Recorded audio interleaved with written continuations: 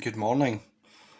Just a wee quick short video today on why I don't wear face coverings and why as a man I believe you should not wear face coverings either.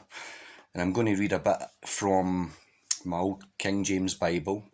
It's from 1 Corinthians chapter 11 verse 7 and it's just very brief and it goes to the point quite quickly.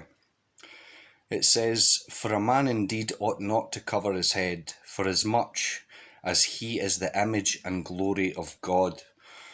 Now, what that means is, when you are covering your face, or why I feel they're trying to encourage face coverings, it's to subdue and to suppress and demoralise people, especially people of faith, into this new religion of science.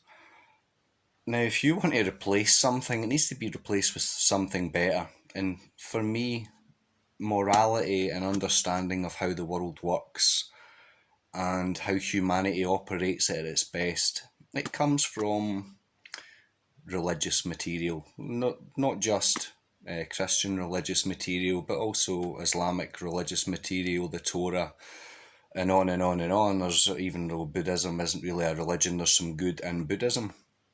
But men, you're supposed to be the likeness and an example of the glory of God, and that's not just physically. That means you're logical, you're rational, you have understanding, tolerance, peace, and love for all. And if you have fear, that's not really a godly attribute to have. And again, I won't go into the new religion of science with regard to the mask, but I'm sure you've all seen the videos with guys with the vaporizers, and they've got their masks on and they're blowing the particles out through these masks, particles that are allegedly bigger than virus particles. So you can make your own mind up on that, each to their own. If you want to wear a mask, go ahead and wear one. But in my case, if I was to be cautioned or fined and refused fines and taken to court and put on trial in Scotland, I would be asked to swear on the Bible. The Bible excuses me from this law because the thing that they're making me swear on is where it refutes their law, where it says it's not the case and they shouldn't be enforcing things contrary, as far as I'm concerned, in a Christian country. A system that should be based on the morality and the ways that's written within the Bible. So that's just my thoughts on it. Men should be an example. Men should be in the image and the glory of God, and that's an example of good and fearlessness and logic and understanding and integrity. And again, integrity is something that is few and far between, and it's certainly not taught in schools and stuff. But if you don't believe in something, if you go along, for example, if I start wearing a mask, by the way, if you can find a mask that seals round my beard, I'll give you £1,000,000.